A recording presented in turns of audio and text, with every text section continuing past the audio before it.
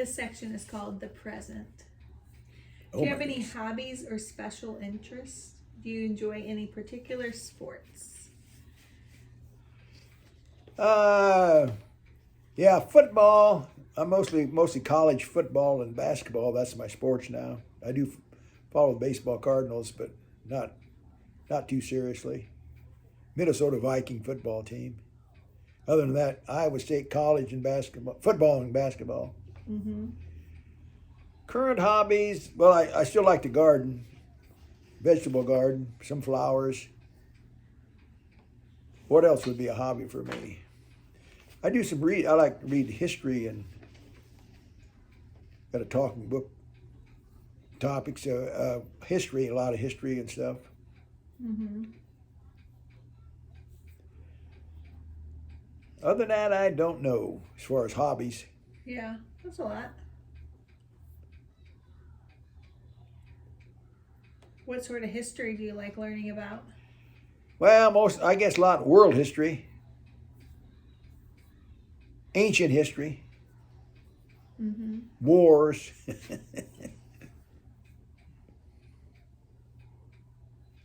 Which I think most of history is marked off by wars. If you look at history, usually described by wars. Mm-hmm. What is your typical day like right now? Typical day, if I'm home, I get up around 7 in the morning, spend some time praying, have breakfast, read the Bible, listen to radio, have lunch. In the afternoon and lunch, after I do go out in the garage, exercise. I got my stationary bicycle, ride that, do a few other exercises. In the wintertime, not too much outside. Although yesterday I harvested some parsnips and spaded up about half of my garden, so hopefully it'll be ready for spring. Mm-hmm. Eat dinner and spend the evening, whatever. Watch a little TV, Johnny Carson reruns. Any basketball right now, any basketball on. Listen to some music Mm-hmm. on my Google machine. Mm-hmm. Usually make several calls every day. Keep in touch with quite a few different people on the telephone. Mm-hmm. How is this different from your daily routines in the past? Well, that's fairly well my routine since I retired. Yeah.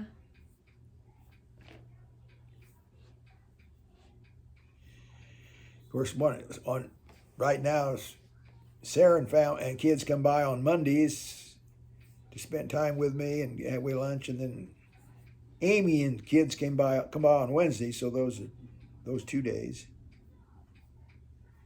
And senior luncheon once a month. Senior luncheon once a month. Got a what I call it work group, at least once a month. They're often to go out.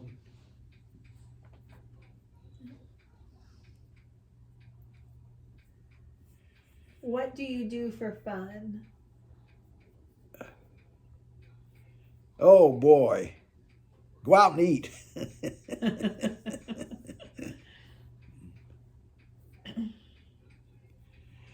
Fun, I guess. Well, I would consider listening to the football and basketball. That'd be fun, I guess. Yeah. Sports and listen to sports and going out to eat and being with people. I guess that'd be the most fun. Yeah. Or doing the eagle watching or fall color drives with the Wylands. Right, right.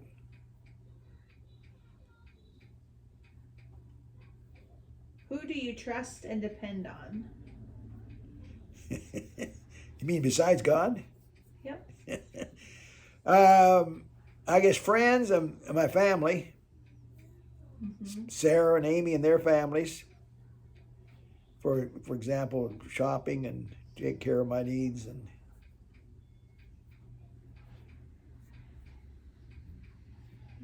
And friends, Ken and Sarah before Kendall passed away. Paul and Carol Weiland. Carol cleans my house once a month. And they're good friends. Mm-hmm. People at church. Mm-hmm. John Mahler, he takes me now. He's been taking me to church about every Sunday. Mm-hmm.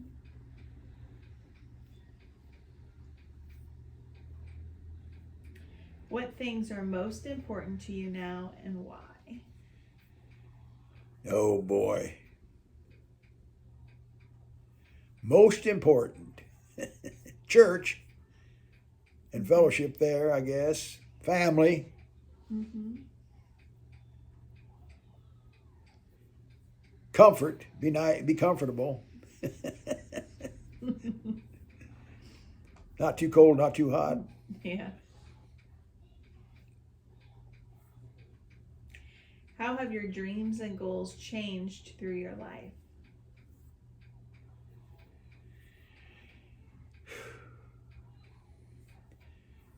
I don't know whether they really changed much at all.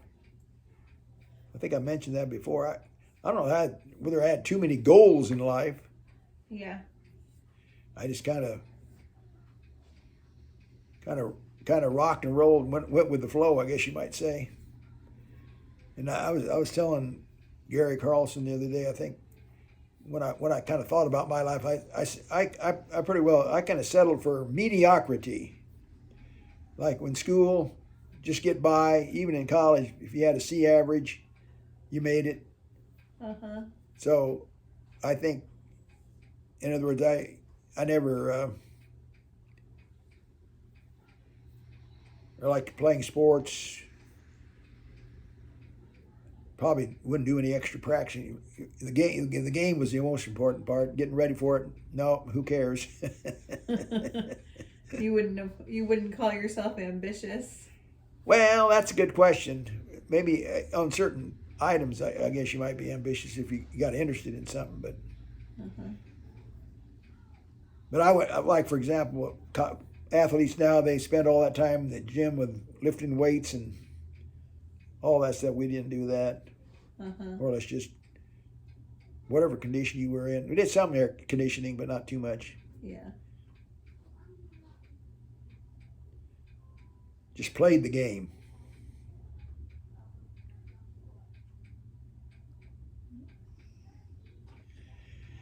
So yeah, so I don't think my goals. I guess they may change a little bit when things changed. Yeah. But never had any real specific goals. Always wanted to get married and have a family and have the house with a white picket fence. Yeah.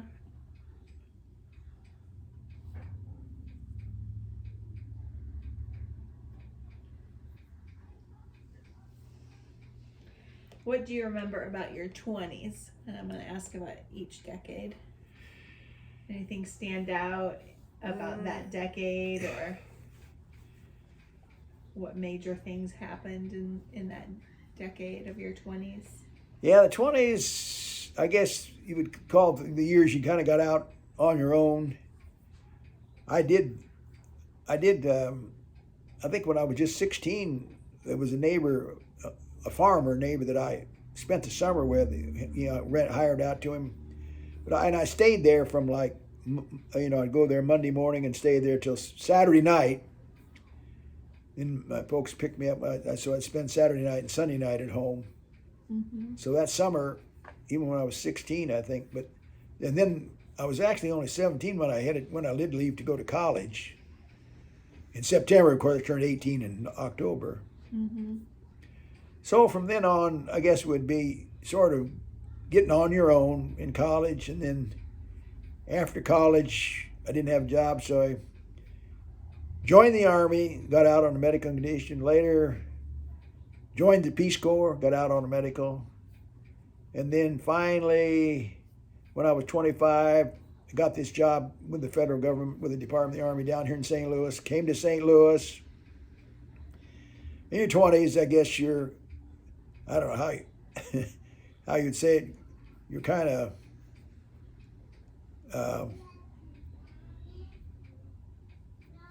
you're no care years. I mean, you just had to take care of yourself. Didn't have a family or anything to, in my 20s anyway. Mm-hmm. So I look back on those times as fond times, you know. Mm-hmm. Yeah. You're nice and healthy then, I guess. Right. What about your 30s? 30s, kind of lap over, but one thing in my 30s, about 35, I lost my vision where I couldn't read, so I retired from the federal government, and I've been retired since 1972. I say, yeah, I've been retired 50 years this year. Well, last year, really. Yeah. And I guess it would be in the 30s, I finally, at 39, got married. Mm-hmm. Did some traveling. Or more traveling. I traveled in the 20s too. When I was in my 20s, I did quite a bit of traveling. In the 30s, a lot of traveling, I guess, especially after I retired. Mm-hmm. Took a trip. My dad came from Germany in 1930. So in 72, he'd been here 42 years. He had never gone back, and he had a brother and two sisters that he hadn't seen for 42 years. So my parents and my sister Rosemary and I went to Germany for about 3 weeks. That was one of the bigger trips. And How old were you in 72? 72, yeah, I'd been 35, I think. Yeah. Then in 75, Ken and Sarah Winter and my sister Rosemary and I took a month's trip across Canada, a backpacking trip across Canada up into Alaska and back. We were gone a month. That was a great trip. Mm-hmm. Well, I forgot, 73, I went with this friend, Dr. Paul, and his wife, and they have 2 children, a 5-year-old girl and a 3-year-old boy, Lisa and Peter. And they invited me to go on a Mediterranean cruise. So I got my passport a year before to go to Germany, so I had a passport, and I was retired, so there was no reason. They just asked me about 2 weeks before they left if I wanted to go along. I said, well, I might as well go. So in 1973, for about $540, you flew from New York to Majorca, the Isles off of Spain, and got on the cruise ship there and stopped in France and took a bus trip to Monaco and back to the ship, stopped at Genoa, Italy, and Naples. And at Naples, we took a bus trip down to Pompeii to see that city that was buried in was that about 70 AD or something, buried in the volcano. Yeah, that sounds right. And then we stopped at Sicily, took a little bus trip up there, and Mount Etna was doing some smoking that year in 73, had some little eruptions. Then we stopped on Malta, and then headed for Greece, and spent 1 week in a hotel in Greece, and we rented a car and traveled around there some. Then flew back. Mm-hmm. 2-week trip. That was a great trip. Mm-hmm. So that should have taken care of it. And then in 77, Marion and I got married. Took my dad and mom west to Yellowstone that fall, September of 77. Mm-hmm. So I guess the 30s was a lot of traveling. Yeah.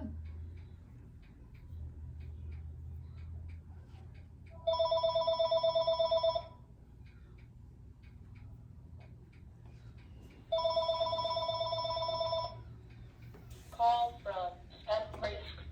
That's nothing. What about your 40s then? Oh, brother, 40s. I guess you'd say that would be the beginning of the family, the 40s. Because I got married at 39. I was almost 40. 40. And then so when I was 41, Sarah was born. Mm-hmm. And so I'd say that was mostly family time. Then in 81, Amy was born. Mm-hmm. And so I guess we pretty well stayed home with the kids. I can't remember. We go to Iowa to visit my parents. And then in, let's see, in 87, we did go to Myrtle Beach. That's South Carolina. Marion had an uncle, Mel, who lived in Greenville, South Carolina. We went to Myrtle Beach. We stopped there and spent a few days with them, Myrtle Beach, and came back. And let's see, and then in 89, we went to California to visit my sister Rosemary. She lived in Hollywood. Mm-hmm. We drove the southern route, come back the northern. I think we were gone 23 days, and I think Marion had driven about 5,300 miles. Wow. So that was a long trip too. Mm-hmm. And we southern route and through the desert and all, and then we drove up to, after Los Angeles or Hollywood. We went up to San Francisco, visited a winery there, and then came back the northern route through Salt Lake City and up around, spent some time in Colorado Springs, then came across into Kansas to Liberal, Kansas, where Dorothy's place was. What was that movie saw again? The Wizard of Oz. The Wizard of Oz, yeah. Saw that. And I think maybe I mentioned this before, and then stopped at the cow towns, Dodge City and Abilene, and on the Santa Fe Trail back to St. Louis. Uh-huh. I think I mentioned that trip. That would have been kind of right before you went back to work. Is that right? Yeah, because I went back to work in 91. That was your 50s, I guess. That would be my 50s. Yeah, I think I was about 54 then. I don't think, did I say anything about our honeymoon? I can't remember. In previous times? Just the route, I think. Oh, okay. Yeah, I think I did cover that. Okay. Because that would have been, I guess you'd say, in my 30s. Yeah.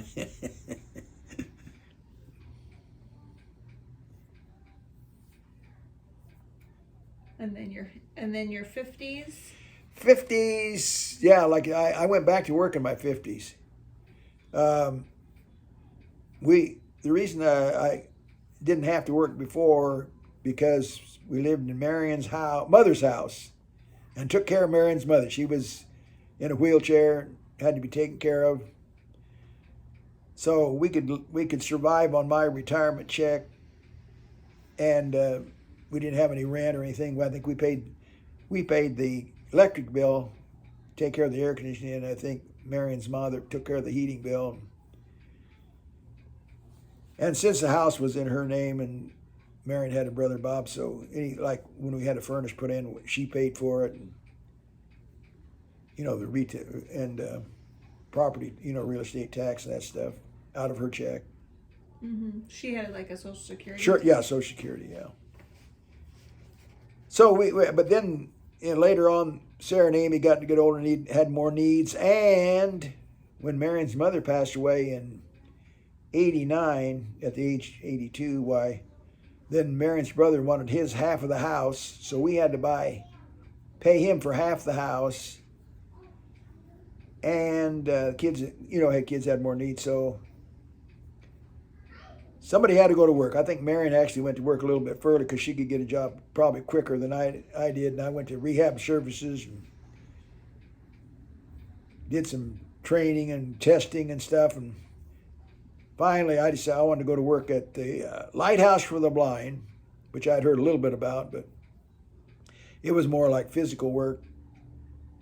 They want the rehab services for the blind. Since I had a college degree, they want me to get involved in something like data processing or something, or programming. But at age 54, I wasn't really interested in getting in a new career and testing my mind. So I went to work at the Lighthouse for the Blind. It's at the Berkeley plant they made aerosol product. Had an aerosol plant, paint for the federal government, aerosol paint cans, and they did the whiteout for the federal government, and different lubricants, adhesive, a lot of different aerosol products, even some for commercial. And so I went to work there in 91. Mm-hmm. Worked there about 14 and a half years. Then retired again. Did you like it? Yeah, I kind of enjoyed it. It was, like I say, it was more physical work. And when you got off at night, you could forget about your work. Mm-hmm. It was fairly close to home, only like 4.5 miles from where we lived. Usually, I think most of the time, Marion would take me to work, and then usually I'd find a ride home, either take the bus home once in a while, or somebody else would drive home, and I could ride with them. We sometimes took people to work and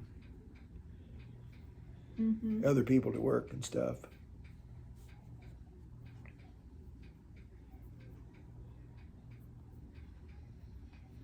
And what else happened in my 50s?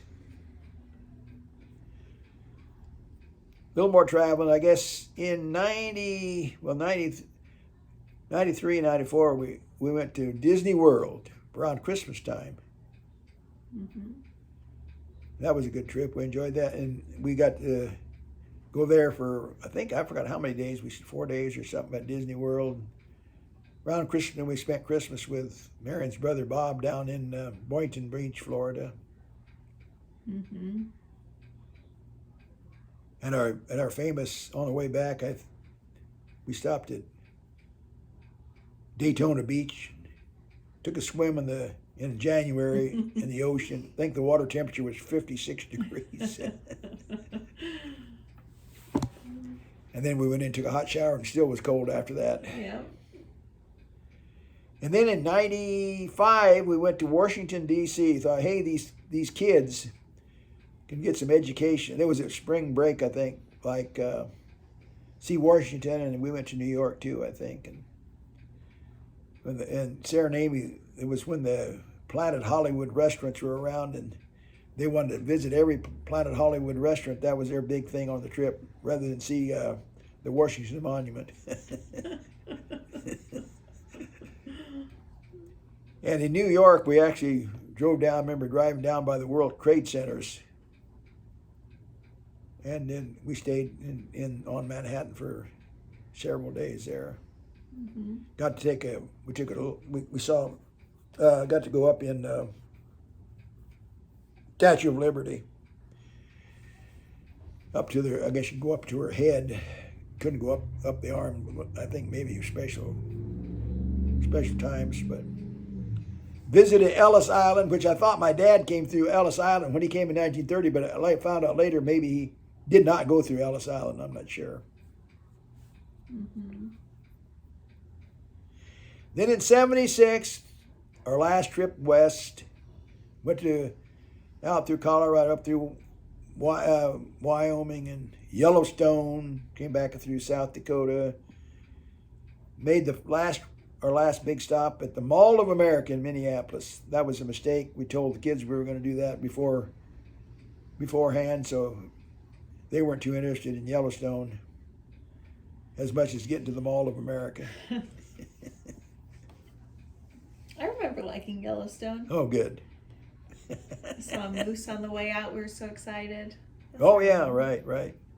Yeah, we took that horseback ride in the Teton Mountains. Mm-hmm. Right.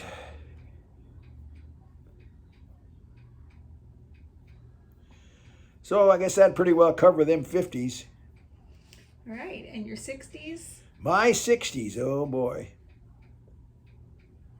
You retired again? Yeah, I retired. Yeah, I was 68 when I retired again. In 2006.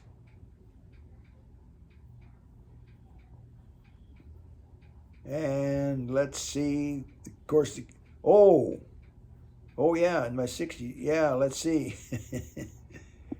in 2002, Mary and I, for our 25th wedding anniversary, we took a 2-week cruise, which was kind of exciting. Enjoyed that. We went to down to Fort Lauderdale. We left from Fort Lauderdale. We went down to bed a day early and spent a night there and spent some time with Bob and Mary, Marion's brother Bob and his wife Mary and family. And then we went from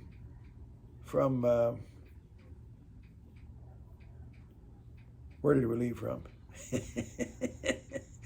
West Palm Beach. No.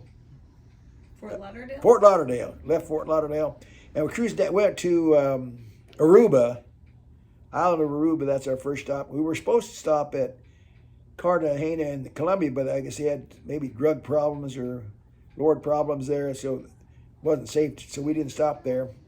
Went through the Panama Canal. That was a great experience. I enjoyed that, going through those locks, and they explained how they worked and all that stuff. And it cost that that was 2002. Find out it cost, that cruise ship cost like $120,000 just to go through the locks. I didn't have no idea it cost that much. Wow. And then we came out, and when you come out of the south end of the locks, they say they're about 550 miles north of the equator, so that'd be the closest I've been to the equator.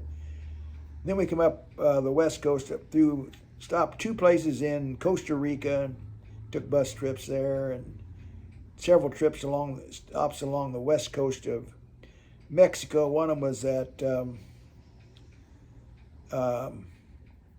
remember his name, where the divers dive off. What's that called?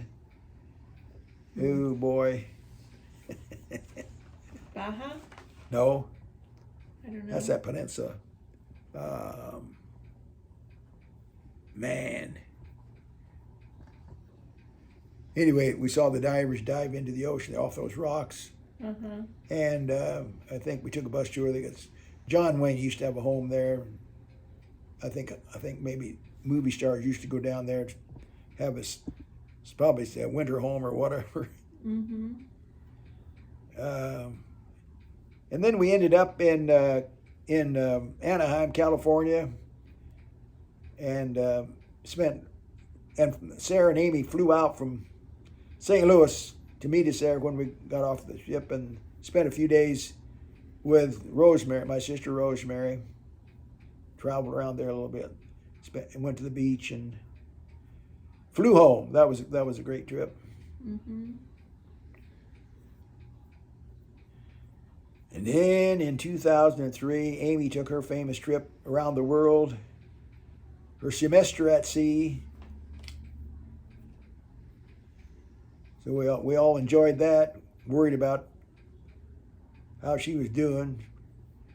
She did provide us with a tape recorder, and she had one. We mail tapes back and forth. I don't know how many of them we mailed back and forth, but heard from her for at least, because she was gone for about 3 months, I think. Mm-hmm. I sent a few emails too, but that was before you did email. Yeah. Right. Let's see. We're in my 60s, huh? Yep.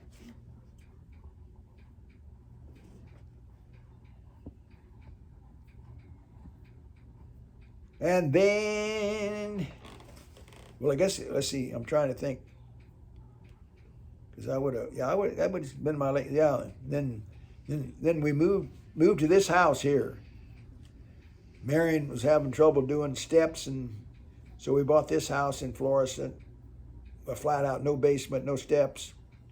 Moved here in February of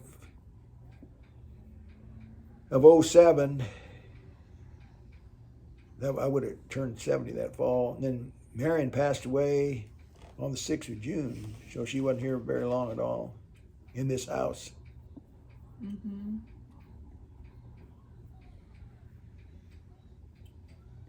And Sarah stayed back in the old house, and Amy was out on her own.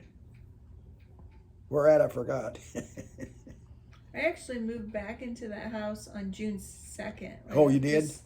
Oh, okay. Yeah, like just the weekend before Mom passed away. Oh, okay. I'd moved back in. I was gonna test out living with Sarah and help her get the house ready to sell. Oh, okay. Then we just decided to stay. Yeah, okay.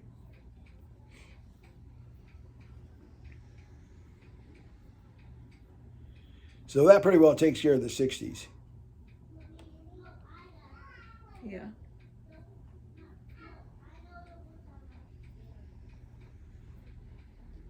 And your 70s? 70s. That's strictly retirement time.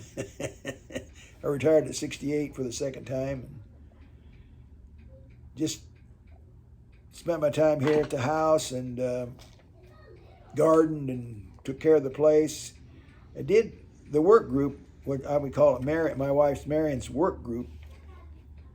They did in 08. We started taking cruises to the Caribbean every year. For 5 years in a row, from 08, 9, 10, 11, and 12. We went on a cruise to the Caribbean. Mommy, And toys, what, like we can watch this. and let's see, the very first trip we flew to Puerto Rico and cruised from there down to several different islands, come back to Puerto Rico, and then flew home. And one other, we left from Miami. I remember that one. We actually went down into the Panama Canal again, into the north, up through the locks on the north end, up into the Lake Gadsden or whatever that lake's called. But we didn't go all the way through the canal. The boat turned around, came back out. We got off the boat there and got on some buses and took a tour to an Indian village way back here in the boondocks, and they took us actually on a canoe down the river to their village, and they fed us some fish and plantain. I think that was. It's kind of like a banana, but it tastes more like a potato. They cook it, and fish. They served it in a banana leaf, cone-shaped banana leaf. They make it cone-shaped and serve it. They did some dancing for us. They said there'd be some cultural nudity there, like the women were topless, and the kids mostly didn't have any clothes on up till, I don't know what age, 4 or 5 years old, before they put the clothes on. So that was a good experience. And then in Costa Rica, we took a bus trip up to inland to a river. So we took a whitewater float trip on that same cruise. So that was mostly my traveling in those days with those cruises. And then you would have been in your 70s when you went to the wolf sanctuary too, right? Let me think about that. in 13? Right, yeah. Yeah. Oh yeah? Yeah, 10 years ago. Oh yeah, right. Yeah, I guess that's right. Yeah. Ken and Sarah, we did a lot of traveling. Sarah planned one. We went to it was Halliburton Forest. It's a private forest up in Canada, about a couple hundred miles north of Toronto.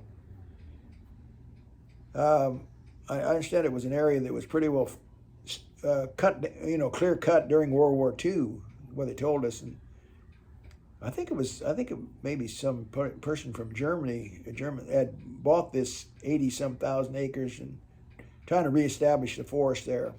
Like they had a sawmill. They had the policy of cutting down the worst trees, not the best trees. I guess trying to get them reestablished. And they had all kinds of things. They had a wolf sanctuary there, and a planetarium. They had these sled dogs in the wintertime. You could, I guess, go up and have a dog team and sled, and snowmobiling those trails in the forest, and anything to make money. They even had spent a couple of $1 million and made a submarine. I forgot how many people, like 10 or 12 people to hold, because they had lakes around there you could go down in. But I think the Canadian government kind of wouldn't let them take the public down anymore with that submarine.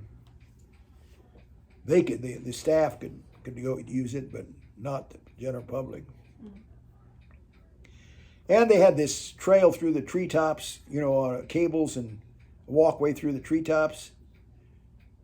They put you in a harness and attach you to these cables, walk through the treetops. Mm-hmm. And to get there, we had to take a canoe across the lake or something, and we got to help row those canoes. They were, big canoes where I don't know how many, 6, 8 people in a canoe, I guess. Mm-hmm. So it was a good time. It was about 10 of us in a group. I forgot what they got, a senior hostel or something like that. But anyway, we'd eat breakfast, lunch, and dinner together and did everything together as a group. So it was a nice time. Mm-hmm. We took Amtrak train from St. Louis to Toronto and then bus from Toronto up to the Halliburton. Mm-hmm. And that was just before Sarah's wedding. I was worried about whether we'd get back in time for Sarah's wedding. Hmm.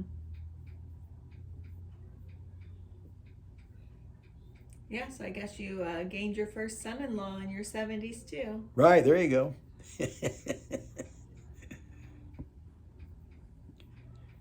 Yeah, so 70s. I can't figure that out. When did I turn 80? 80, I would have been in 17? Yeah, I guess so. In 17, so yeah. Well, in my 70s, I was grandpa for the first time too. Mm-hmm. When Thea was born in 14. Mm-hmm.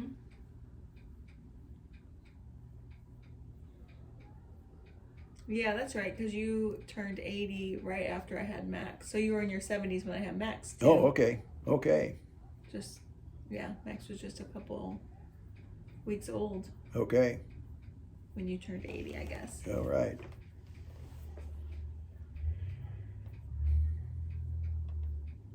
Yeah, and Sarah and Amy surprised me for my 70th birthday, and I was surprised on my 75th birthday. Surprise birthday party. Mm-hmm. Even the 80th. Yep. But then they didn't do it on the 85th, I don't know. Maybe they're waiting for the 90th. Maybe.